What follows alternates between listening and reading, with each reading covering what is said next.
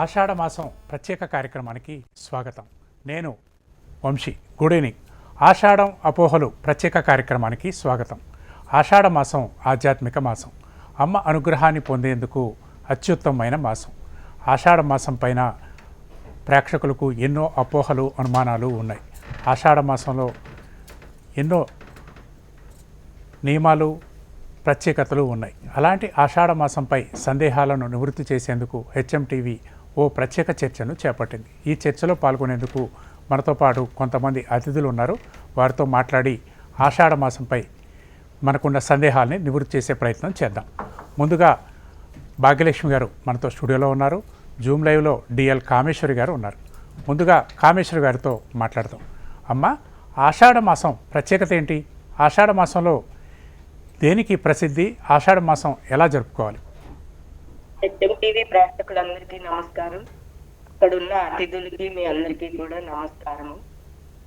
ఆషాఢ మాసం అనేది ఒక గొప్ప మాసం. ఉత్తరాషాఢ నక్షత్రం పూర్వాషాఢ నక్షత్రంతో కలిసి వచ్చి పౌర్ణమి నాడు ప్రారంభమవుతుంది ఇది. అయితే ఈ మాసంలో ఏమిటి అంటే ప్రత్యేకత, ముందు ఆయనం మారుతుందండి. మనం ఉత్తరాయణం నుంచి దక్షిణాయనంలోకి ప్రవేశిస్తాం. ఇది చాలా గొప్పదైన మాసం. అంటే ఇప్పటిదాకా సూర్యుని ఆరాధన జరిగింది. ఇంకా ఇప్పుడు ఆషాఢ మాసంలో గ్రీష్మ ఋతువు కూడా నడుస్తూ ఉంటుంది. అయినా కూడా చంద్రకళలని ఆరాధించే అవకాశం మనకి ఇక్కడి నుంచి ప్రారంభమవుతుంది. అంటే రాత్రిగల పూజలకి ప్రత్యేకంగా మనం శ్రీకారం అన్నమాట. ఇదొకటి. అలాగే శ్రీ మహావిష్ణువు యోగ నిద్రలోకి ప్రవేశించే సమయం. చాతుర్మాస వ్రతాలు ఏ వ్యక్తి అయినా సరే కుండలిని శక్తిని జాగృత పరచుకోవడానికి, అలాగే పీఠాధిపతులు, గొప్ప గొప్ప వేద పండితులు, మహాములు అందరూ కూడా, ఇలాంటి వాళ్ళందరూ కూడా ఈ చాతుర్మాస వ్రతాన్ని తప్పనిసరిగా చేసిన వారే. ఎందుకంటే ఈ మాసంలో ఋషి విజ్ఞానాన్ని అనుసరించి వైద్యానికి కలిసేటట్టుగా, అంటే మనకి అనారోగ్య సమస్యలు రాకుండా ఉండడానికి ఒక్కొక్క మాసంలో ఇవి తినకూడదు, అవి తినకూడదు అని చెప్పి మనకి అవన్నీ పెట్టి, పెరుగు, పాలు, కందిపప్పు ఇటువంటివన్నీ కూడా, ఉసిరికాయ ఈ మాసం అయ్యాక గానీ ఎవ్వరు ఈ చాతుర్మాసం అయితే గానీ తినరండి. ఇలాంటివన్నీ కూడా గొప్ప గొప్పవైన ఆధ్యాత్మికవన్నీ కూడా సంభవించిన మాసం ఈ ఆషాఢ మాసం. అంతేకాదు పూరి జగన్నాథుని రథయాత్ర, ఇది చాలా గొప్పదైనదండి. విశ్వంలోనే చాలా గొప్పది. ఇటువంటి యాత్ర ఎక్కడ జరగదు. ఎందుకంటే అక్కడ సాక్షాత్తు శ్రీకృష్ణ భగవానుడు సజీవంగా కొలువై ఉన్నది అది పూరి క్షేత్రం ఇప్పటికీ కూడా. ఆయన మన అందరికీ కూడా అన్నపానాదులకి లోటు లేకుండా చేయడానికి బలభద్రుడు, సుభద్ర, నారాయణుడు కలిసి ఒకే రథంలో అందరికీ కూడా బయటికి వచ్చి ఆయన ఆశీస్సులు అందజేయడం అనేది ఇది చాలా గొప్పదైన రథోత్సవము. ఇలా చెప్పుకుంటూ పోతే ఒకటి కాదు, రెండు కాదు. వ్యాస పౌర్ణిమ అంటే మనకి ప్రతి మాసంలోనూ చైత్రం మొదలుగా పాల్గొన మాసం వరకు గురువులని, దేవతలని, విష్ణువుని, పరమేశ్వరుణ్ణి, అలాగే పితృదేవతలని, అన్నా చెల్లెళ్ళు, సోదర బంధాలు, ఇలా ప్రతిదీ కూడా ఒక్కొక్క మాసంలో మనం పెట్టుకున్నాం. ఇలాగ చూస్తే కనుక గురువు యొక్క అనుగ్రహం కలగడానికి గురు పౌర్ణిమ చాలా విశేషమైనది. గురుపాదుకా పూజ చాలా విశేషంగా చేస్తారు. అంటే ఇంతే కాకుండా ఇంకా ఎన్నెన్నో ఆధ్యాత్మిక విశేషాలన్నీ కూడా సంతరించుకుని ఒక మనిషి తన జాగృతం అవ్వడానికి కావలసిన ఆధ్యాత్మిక సంపదనంతా ఇచ్చేదే ఈ ఆషాఢ మాసం. అందులో ఎలాంటి సందేహము లేదు. భాగ్యలక్ష్మి గారు, మీరు ఈ ఆధ్యాత్మికవేత్తగా ఎన్నో సంవత్సరాలు చూసే ఉంటారు. ఆషాఢ మాసంలో పర్టికులర్గా పెళ్లి చేసుకోకూడదు, పెళ్లి చేయకూడదు అని అంటారు. ఆషాఢ మాసంలో పెళ్లికి ఏం సంబంధం? ఆషాఢ మాసానికి పెళ్లికి ఏమిటి సంబంధం అని అడిగే ముందు ఫస్ట్ ఆషాఢం అంటే ఏమిటి అనేది ఒక్కసారి తెలుసుకుందాం. ఆషాఢ అనే పదానికి అర్థం ఏమిటంటే బ్రహ్మచారి చేతిలో పట్టుకున్న మొదుగ కర్ర అని మన పెద్దవాళ్ళు చెబుతూ ఉంటారు. అంటే ఈ ఆషాఢ మాసానికి అంత చక్కటి పేరు ఉంది. బ్రహ్మచర్యం అనేది తప్పనిసరిగా పాటించడానికి కొత్తగా పెళ్ళైన వాళ్ళు ముఖ్యంగా ఈ ఆషాఢ మాసంలో దూరంగా ఉండడం జరుగుతుంది. పెళ్ళిళ్ళు జరగవు, శుభకార్యాలు జరగవు. అదే కాకుండా ఇంకా జాగ్రత్తగా చూసినట్లయితే కనుక గృహారంభ గృహప్రవేశాలు కూడా జరగవు. అంటే కాస్త ఇంచుమించు శూన్యమాసం కింద మనం పరిగణిస్తాం. అలాంటి ఆషాఢ మాసంలో ఇది నిజంగా చెప్పాలంటే ఆధ్యాత్మికంగా, ఆదిదైవికంగా, ఆది భౌతికంగా మనిషికి ఏదైనా సరే సాధించాలి అనుకునేటటువంటి వ్యక్తి ఆ యొక్క సాధనలో ముందుకు వెళ్ళడానికి దక్షిణాయన పుణ్యకాలం రావడం, అదే కాకుండా దక్షిణాయన పుణ్యకాలంలోనే అని కాకుండా ఈ యొక్క 4 మాసాలు కూడా చాతుర్మాస వ్రతాలు చేస్తారు. అంటే అనుష్ఠానం చేసుకునేటటువంటి సాధు పుంగవులు, ఆచార్యులు, ఆ తదుపరి పెద్ద పెద్ద ఆధ్యాత్మికవేత్తలు కూడా చాతుర్మాస వ్రత నియమాలు, అంటే వారు ఆహారం కూడా ఉడికించినవి తినకుండా కందమూలాలు తినేవాళ్ళు ఉన్నారు. అలాగ చేసుకుంటూ ఈ వివాహ ప్రక్రియలో కూడా మా అమ్మాయికి కానీ అబ్బాయికి కానీ భార్యాభర్తలు అయిన తర్వాత తొలి ఏకాదశి అనే పండుగ ఎలా అయితే మనకి తొలుత ఆషాఢ మాసంలో వస్తుందో, అలాగే తొలి ఆషాఢం. ఆ తొలి అనేది అంటే ఆదిగా అనాదిగా తొలి అనగానే మనకి మొట్టమొదట ఆ మొట్టమొదట పెళ్ళైన కొత్తలో, ఎందుకంటే కనుక అమ్మాయి అప్పటి వరకు అత్తగారింట్లో ఏదో 4 రోజులు ఉంటుంది, అటు తిరుగుతుంది ఇటు తిరుగుతుంది. తదుపరి ఆషాఢం వచ్చేసిందని వాళ్ళు వచ్చి అమ్మాయి వాళ్ళు తల్లిదండ్రులు వచ్చి తీసుకెళ్ళిపోతారు పిల్లని.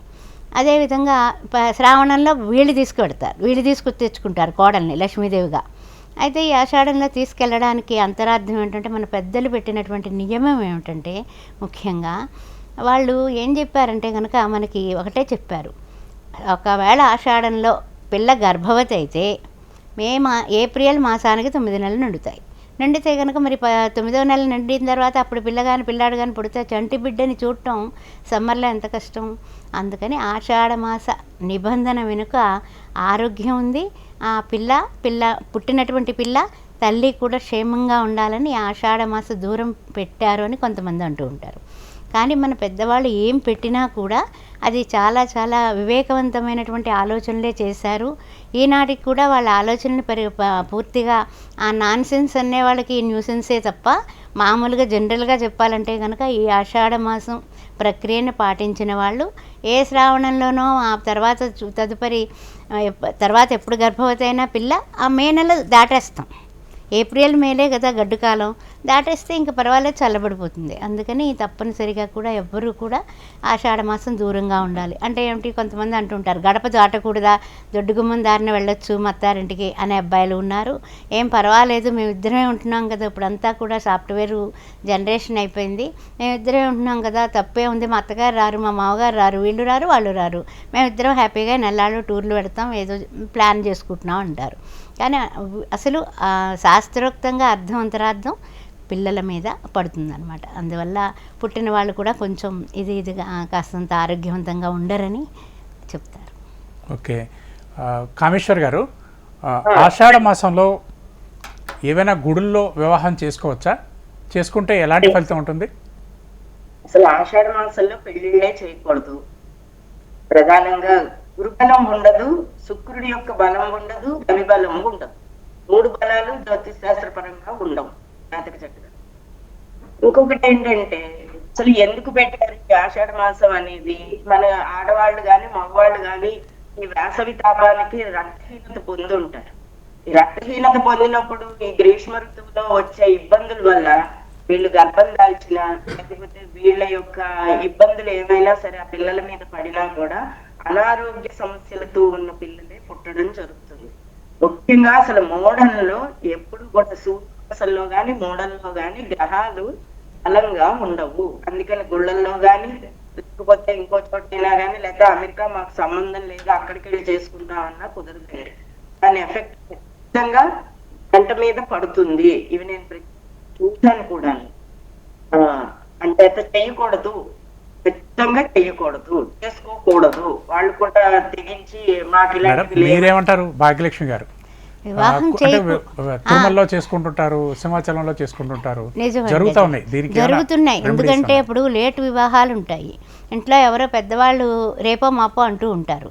అలాంటి వాళ్ళకి నిజంగా చెప్పాలంటే కనుక నాకు తెలిసి నా అనుభవంలో చేసుకున్నారు. అన్నవరం తీసుకెళ్ళి అమ్మాయిని ఎక్కడో తెనాల నుంచి అబ్బాయి ఏమో కాకినాడ, ఇద్దరు కూడా మ్యారేజ్కి అన్నవరం వెళ్ళి చేసుకున్నారు. ఎందుకంటే వాళ్ళ అమ్మగారు 4 రోజులు వారం రోజులు అన్నట్టున్నారు. పిల్లాడి తల్లి మళ్ళీ 7 మైలు అయ్యే వరకు పెళ్లి చేసుకోవడానికి లేదు.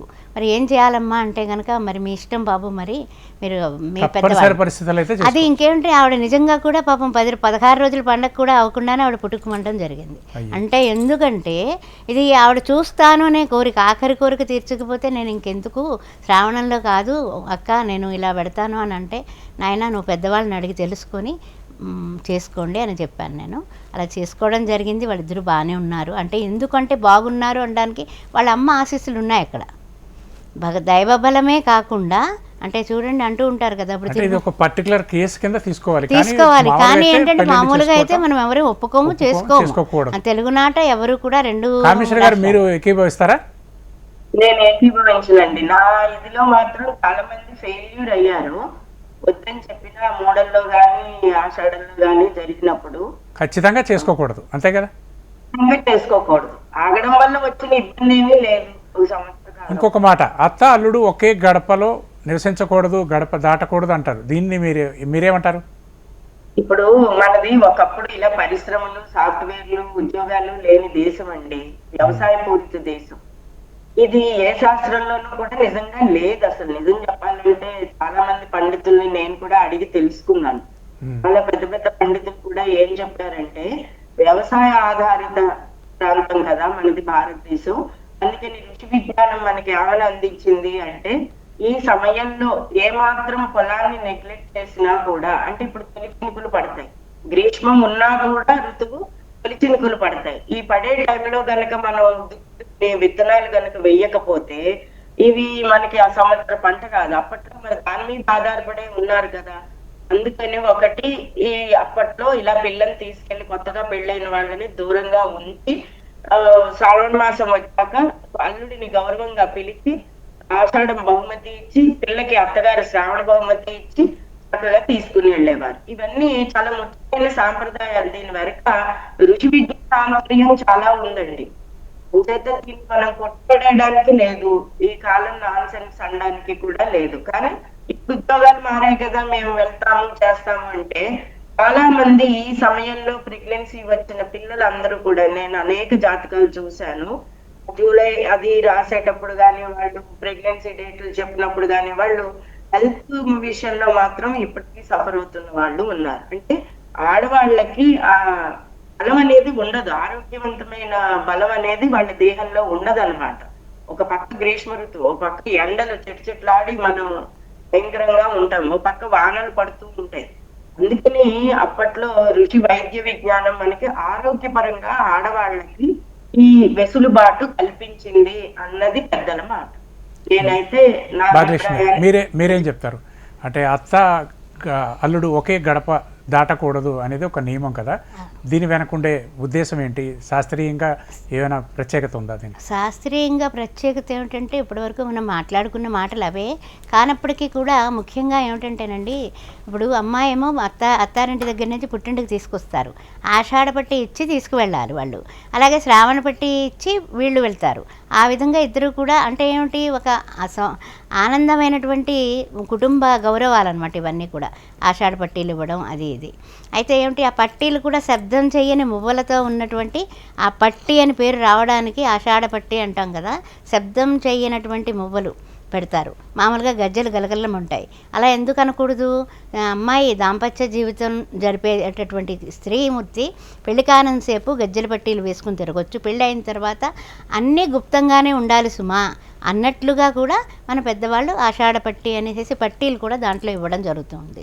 అదేవిధంగా చెప్పాలంటే కనుక అత్తగారు కోడలు, లేకపోతే అత్తగారు మామగారు, లేకపోతే అత్తగారు అల్లుడు గడప దాటకూడదు. ఇలా రకరకాల ప్రాంతాలను బట్టి అది పాటించే వాళ్ళే ఇప్పటికి కూడా చాలామంది ఉన్నారు. ఎందువల్ల అంటే కనుక అలవాటు అయిపోయింది. ఇప్పుడు మనకి ఎలా ఉంటుంది, సాంప్రదాయాలు ఎలా ఏర్పడతాయి, మనకి అలవాటు అయిపోయినట్టు పెద్దవాళ్ళు ఇది పాటించారు కదా. చూడండి, ఒక కథ ఉంటుంది, మా ఇంట్లో పిల్లి బుట్ట వేసి కప్పి పెడితేనే ఆ పిల్లి కూస్తేనే తెల్లవారుతుందనో లేకపోతే ఇంకోటనో ఆ విధంగా ఉంటుందన్నమాట. మన పెద్దవాళ్ళందరూ పాటించారు కాబట్టి మనం నిత్యము కూడా ఇప్పుడు కూడా తప్పనిసరిగా మనం పాటిస్తూ ఉన్నాము. అందువల్ల అత్తగారు అల్లుడు గడప దాటితే గడపకి కొబ్బరికాయ కొట్టి అల్లుడు శ్రావణ మాసంలో అడుగు పెడతాడు లోపలికి. గుర్తుపెట్టుకోండి. ఎందుకంటే అల్లుడు అడుగు పెడుతున్నాడు అంటే గండాలు ఉండకూడదు. గండాలు ఎవరు కాస్తారు? గౌరీదేవి కాస్తుంది. ఆ గౌరీదేవి గడప కాబట్టి, అత్తగారు కూడా గౌరీ స్వరూపమే కాబట్టి ఆమెకి కానీ నాకు కానీ ఎవరికి కుటుంబాలకు కానీ ఏమి జరగకూడదు సుమా అని. అలాగే ఆడపిల్ల కూడా చక్కగా కాళ్ళకి పసుపు రాసుకుని కుంకుమ బొట్టు పెట్టుకొని కలకల్లాడుతూ అత్తవారింటికి కుడికాలు పెట్టి మళ్ళీ కొత్త పెళ్లి కూతురులాగా అడుగు పెడుతుంది. అప్పుడు పౌర్ణమి ముందు వచ్చే వరలక్ష్మి వ్రతం చేయించడం జరుగుతుంది. ఈ విధంగా ఆషాఢంలో కొన్ని నియమాలు పెట్టడం వల్ల కూడా అన్ని విధాలా కూడా అందరికీ ఆరోగ్యదాయకం. ఆ తర్వాత మనకి భగవంతుని యొక్క ఆశీర్వచనం కూడా చాలా ఉంది. ఇప్పుడు షష్ఠి వస్తుంది, కుమార షష్ఠి అంటూ ఉంటాము. ఆ షష్ఠి రోజున ఏం చేస్తారు? చక్కగాని ఆ షష్ఠి రోజున తప్పనిసరిగా షష్ఠి ఉంటారు పిల్లలు. ఎందుకు? నాగదోషం లేనటువంటి పిల్లలు పుట్టాలని ఆషాఢంలో చాలా మంచి షష్ఠి అనమాట అది. అలాగే దాంపత్య జీవితంలో కూడా అన్యోన్యతకి కారకుడెవరు? సుబ్రహ్మణ్య స్వామి. అందువల్ల ఆ షష్ఠి ఉంటారు వీళ్ళు. ఉపవాసం ఉండి యొక్క రాహుకేతువుల దోషాలున్నా, కుజదోషం ఉన్నా, ఏ దోషాలున్నా పెళ్లికి ముందు ఏ నివారణ చేయించుకున్నా తదుపరి ఏమీ మళ్ళీ అవి మనం మోయకుండా ఉండాలనేసి ఆ షష్ఠి చేయిస్తూ ఉంటారు పెద్దవాళ్ళు. అలాగే ఈ యొక్క చెప్పాలంటే కనుక ఆషాఢ మాసంలో ప్రతిరోజు పవిత్రమైన రోజే. దక్షిణాయన పుణ్యకాలం ప్రారంభమవుతుంది. పూర్వాషాఢ ఉత్తరాషాఢ నక్షత్రాల్లో పౌర్ణమి రావడం వలన ఇవన్నీ కూడా మనకి ఏంటంటే గ్రీష్మ ఋతువు అంటే కాస్త కింద నుంచి ఎండలు కాచి కాచి నీళ్లు పడగానే పొగలొస్తాయి. ఆ విధంగా ఉంటుంది కాబట్టి ఆరోగ్యానికి అనర్థాలకి దారి తీస్తుందని పిల్లల్ని కామేశ్వరి గారి దగ్గరికి ఒక్కసారి వెళ్దాం. కామేశ్వరి గారు, కొత్తగా పెళ్ళైన జంట కలిసి ఉండకూడదు ఈ నెలలో, లేదా పుట్టింటిలో అమ్మాయి ఉండాలి అంటారు. ఎందుకు? దీని వెనకైనా శాస్త్రీయ కారణం ఉందా? శాస్త్రీయ కారణం కాదండి, ఇందులో వైద్యపరమైన కారణం ఉంది. ఎందుకంటే అది ఇందాకనే మనం చెప్పుకున్నాము. ఇందులో ఏంటంటే ఆడవాళ్ళు ఈ ఎండలకి అది మనలోని ఈ ప్రోటీన్లు అన్ని పోవడం ఒకటి, ఆరోగ్యపరమైన చిక్కులు ఎండలకి ఇది బట్టలు కొట్టేసి ఇవన్నీ మనం ఇబ్బందులు అనుభవిస్తాం. ఒక్కసారి చినుకు పడగానే మనకి ఇప్పుడు ఆ గ్రీష్మ ఋతువు యొక్క తాపం ఇంకా కలిసి ఉంటుంది. దానితో పాటుగా భార్య భర్త కూడా ఇద్దరికి శుక్రగ్రహము గురుగ్రహ దోషాలు ఉంటాయండి. అంటే శుక్రగ్రహం వలన ఆరోగ్యవంతమైన శుక్రములు రావు, గురుగ్రహం వలన జాతక చక్రంతో ఆరోగ్యం అనేది ఉండదు పిల్లలకి. అలాగే స్త్రీమూర్తి కూడా ఇబ్బంది పడే అవకాశాలు ఉన్నాయి, అలాగే పురుషుడు కూడా ఇబ్బంది పడే అవకాశాలు ఉన్నాయి. అందుకని ఈ మాసంలో ప్రత్యేకంగా వీళ్ళకి ఈ రెస్ట్ అనేది ఇవ్వడం జరిగింది. ఇంకొకటి ఏంటంటే మామూలుగా సమాజపరంగా కూడా కొన్ని కారణాలు చెప్పడం జరిగింది. ఇలా కొత్తగా పెళ్ళైన వాళ్ళు అత్తారింట్లో ఉండి ఒక మాట పుట్టింటికి వెళ్ళో నల్లాళ్ళు వాళ్ళు మంచి చెట్లు అన్ని పెద్దవాళ్ళు అది కూడా ఒక కారణం అవుతూ ఉంటుంది. ఆరోగ్యపరంగాను సామాజిక పరంగా ఇందులో ముఖ్యమైన కారణాలు ఉన్నాయి కాబట్టి కలవకుండా ఉండడం అనేది మంచిదండి. కలవడం వలన అనారోగ్య సమస్యలు ఉన్నాయి. అనారోగ్య సమస్యలతో ఉన్న పిల్లలు కూడా వీళ్ళకి పుడతారు, వీళ్ళకి కూడా అనారోగ్య సమస్యలు ఉన్నాయి. భాగ్యలక్ష్మి గారు, కొత్తగా పెళ్ళైన జంట ఒక ఇంట్లో కలిసి ఉండొచ్చా విడిగా ఉంటే? విడిగా ఉంటే కలిసి ఉంటున్నారు కదండి. మరి ఇప్పుడు ఉద్యోగాలు నెలలాళ్ళు సెలవు పెట్టమంటే ఇప్పుడు సాఫ్ట్వేర్ వాళ్ళు కష్టం కదా. అలాంటప్పుడు కలిసి ఉంటున్నారు, తప్పట్లేదు. ఇంకా అలాంటప్పుడు అత్త రాకూడదా ఇంటికి? అంటే అట్లా కాదండి. ఇప్పుడు అత్తగారు రాకూడదు, మామగారు అత్తగారు రారు, మామగారు అత్తింటి వాళ్ళు అటువైపు ఇటువైపు రాకుండా ఇప్పుడు న్యూక్లియర్ కుటుంబాలు అయిపోయాయి కదా. అందువల్ల భార్యాభర్తలు ఇద్దరు కలిసి ఉండేవాళ్ళు చాలామంది ఉన్నారు. చాలా వందల మంది కాదు, వేల మందే కనిపిస్తున్నారు. మన హైదరాబాద్లోనే చూసుకుంటే భార్యాభర్తలు ఇద్దరు సాఫ్ట్వేర్ జాబ్ చేస్తున్నారు. తల్లిదండ్రులు ఎక్కడో ఉంటారు విలేజ్లో, వాళ్ళేమో ఆషాఢ మాసం కదా, సరే మరి ఏముంది మాకు సెలవు దొరకదమ్మా అంటే సరేలేండి మరి ఏం చేస్తాం, అట్లా అడ్జస్ట్ అవుతున్నారు. ఎందుకంటే కాలంతో పాటు మనుషులు కూడా మారుతున్నారు. అదేవిధంగా వారాహి నవరాత్రులు మొదలవుతున్నాయి. అంటే ఈ ఆషాఢ మాసంలో ముఖ్యమైనటువంటి విధి విధానం ఏమిటంటే కనుక వారాహి నవరాత్రులు. అమ్మవారిని వారాహిగా మనం పూజిస్తాం. అందులోనే శాకాంబరి ఉత్సవాలు ఉన్నాయి. అదేవిధంగా చూసినట్లయితే మనకి వ్యాస పూర్ణిమ, గురు పూర్ణిమ. గురువు అంటేనే అజ్ఞాన అంధకారం నుంచి మనం చేపట్టుకుని నడిపించేవాడు. ఇవన్నీ ఆషాఢంలోనే ఎందుకు వచ్చాయంటే ఆషాఢ మాసం పరమ పవిత్రమైంది. ఆ ఆషాఢ మాసాన్ని మించినటువంటి ఆధ్యాత్మికతకు వేరే మాసం లేదేమో అనిపిస్తుంది. శ్రావణ మాసంలో అందరూ శ్రావణ మంగళవారాలు శుక్రవారాలు చేసుకుంటాం, పూజలు చేస్తాం, అది ఒక రకం. రాఖీ పండుగ ఇవన్నీ ఒక రకం. కానీ ఇదేమిటి అంటే కనుక ఆధ్యాత్మిక సాధనకు అందరికీ కూడా ఖాళీ దొరుకుతుంది. పెళ్ళిళ్ళు ఉండవు, గృహప్రవేశాలు ఉండవు, ఏ శుభకార్యాలు ఉండవు, ఉపనయనాలు ఉండవు. అట్లాంటప్పుడు ఏం చేస్తాం? చక్కగా ఏదో భగవద్గీత తీసుకుని చదువుకునేవాడు చదువుకుంటూ అలా మనకి ఆధ్యాత్మిక చింతన పెరిగి అనుభవైక జ్ఞానంతో గుళ్ళకి గోపురాలకి తిరిగి తీర్థయాత్రలు చేసుకుని పిల్లల్ని కూడా వెంట పట్టుకుని వెళ్ళడం వల్ల ఇప్పుడు పెళ్ళైన అమ్మాయి ఉంది, ఆ అమ్మాయిని కూడా తల్లి చేపట్టుకుని తీసుకెడుతుంది గుడికి. ఇంకా గుడికి వెళ్ళొద్దాం, ఈ గుడికి వెళ్ళొద్దాం అని. అంటే ఆధ్యాత్మికత పెరుగుతుంది. ఆ అత్తారింట్లో జరిగినటువంటి కొన్ని విశేషాలు ఈ ఆడపిల్ల ఈ నల్లాళ్ళలోని పెద్దవాళ్ళకి చెప్పుకుంటుంది. కష్టం సుఖం ప్రతి ఒక్కరికి ఉంటాయి. చెప్పుకొని అది ఎలా మరి పరిష్కరించుకోవాలి అనేటటువంటి విషయాన్ని కూడా తెలుసుకోవడానికి ఆషాఢమాసం ఒక నెల్లాళ్ళు, ఒక మాసం అంతా కూడా ఆడపిల్లకి అమ్మగారింట్లో ఉండడానికి అనువైనటువంటి టైం అని చెప్పొచ్చు. కామేశ్వర్ గారు, ఆషాఢ మాసంలో గ్రామ దేవతల్ని పూజిస్తూ ఉంటాం. దీని వెనకుండే అంతరార్థం ఏంటి? ఆషాఢ మాసంలో గ్రామ దేవతలకి ఏ ప్రాంతంలో అయినా పూజిస్తారండి. ఒక ప్రాంతం అనే చెప్పుకోలేము. మీకు భారతదేశం అంతా కూడా ఇవి కనబడుతూనే ఉంటాయి. ఈ బోనాల సాంప్రదాయం ఇవన్నీ కూడా జాతరలు మీకు ఇప్పుడు ఆల్రెడీ మరిడి మాలక్షమ్మవి అప్పుడే స్టార్ట్ అయిపోయాయి, పెద్దాపురం అవిను. అలాగే అన్ని ప్రాంతాలలో కూడా ఈ గ్రామ దేవత ఆరాధన వల్ల ఇప్పుడు ఈ సమ్మర్ వెళ్ళి సరిగ్గా చినుకు పడే టైంకి కలరా, మసూత్తాలు ఇటువంటివన్నీ వచ్చే సమయం. వీటిని పారద్రోలే శక్తి ఎవరికి ఉంటుంది? గ్రామ దేవతకి. తన గ్రామంలోకి రాకుండా కాపాడే శక్తి ఈ అమ్మవారికి ఉంటుంది. ఎంత ఇంటి కులదైవాన్ని పూజించినా కూడా గ్రామ దేవతని ఆరాధించాలి. నెలకొక పాటు ఋతువు మారినప్పుడు, మాసం మారినప్పుడు కూడా అమ్మవారిని స్మరి. అలా మారడం వలన మనకి ఇప్పుడు ఈ అమ్మవారి యొక్క ఈ నెల్లాళ్ళు కూడా పూర్తిగా 1 month ఒక్కొక్క చోట ఒక్కొక్క సాంప్రదాయంలో మనం ఆషాఢ మాసం అంతా కూడా గ్రామ దేవత నైవేద్యాలు, ఇళ్లలో ఉన్న వాళ్ళు కూడా చెద్ది నైవేద్యం అని, వేడి నైవేద్యం అని, అక్కడికి వెళ్ళి చేయలేని వాళ్ళు ఎవరు కూడా ఇంటి దగ్గరనే అమ్మవారికి వేపాకులు, చల్ల అవి పెట్టి నైవేద్యాలు పెడుతూ ఉంటారు. ఇది బాలింత్రాళ్ళకు కూడా ఇది గ్రామ దేవత ఆరాధనలో చాలా విశేషంగా చెప్పబడుతూ ఉంటుంది. 11వ రోజు స్నానం, 21వ రోజు స్నానం అయ్యాక అంతేత గ్రామ దేవత లేనిదే మనం లేము. మనం గ్రామ ఎక్కడికైనా వెళ్తున్నామంటే అమ్మ వెళ్ళొస్తాము, మమ్మల్ని క్షేమంగా తీసుకురా, మా వాళ్ళని క్షేమంగా ఉంది అని చెప్పి వెళ్ళాలి. ఇది చంద్రశేఖర ఇన్సిడెంట్. తర్వాత ముఖ్యంగా ఏంటంటే గ్రామ దేవత ఆరాధనలో చాలా రకాలైన ఆరోగ్యం బాగుండే విషయాలు ఉన్నాయి. అలాగే ఆ తల్లం తీసుకొచ్చి ఇంటి చుట్టూ జిమ్ముకున్న, గ్రామవంతా జిమ్మినా కూడా ఆవిడకి నైవేద్యం పెట్టిన పదార్థాన్ని మనకి ఎటువంటి మసూత్తాలు, కలరాలు, పేగు వ్యాధులు ఇలాంటివి ఏమీ రావు. మీరు ఎప్పుడైనా చూడండి, ఏ ఇంట్లో అయినా అతి సమస్యలు ఉన్నా కూడా జ్యోతిష పరంగా ఒకసారి మీ గ్రామ దేవత గుడికి వెళ్ళి రండి అని చెప్తాం. లేదా ఏదైనా అమెరికా అది వెళ్తుంటే కూడా గ్రామ దేవతని సందర్శించుకుని వెళ్ళండి అమ్మా అని. ఇది చాలా విశేషమైనదండి.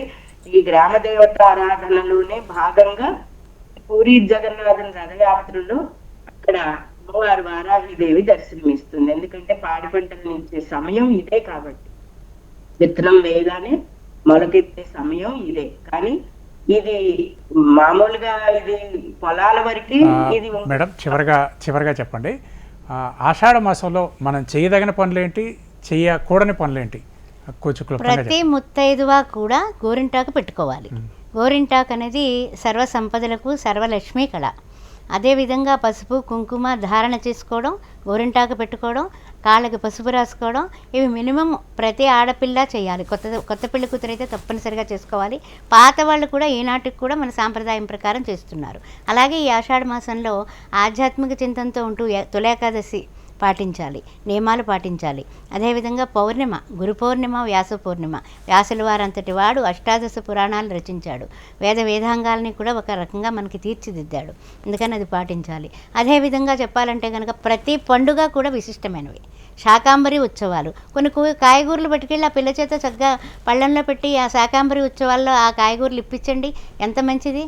అంటే ఎలా అయితే శాకములు అభివృద్ధి అవుతాయో అదేవిధంగా ఆమె క్షేత్రం అంతా కూడా అభివృద్ధి అయ్యి చక్కనైనటువంటి ఆరోగ్య పూరితమైనటువంటి పిల్లలు పుట్టడానికి ఆషాఢ మాసంలో చేసుకునే పుణ్యకార్యాలన్నీ పనికొస్తాయి.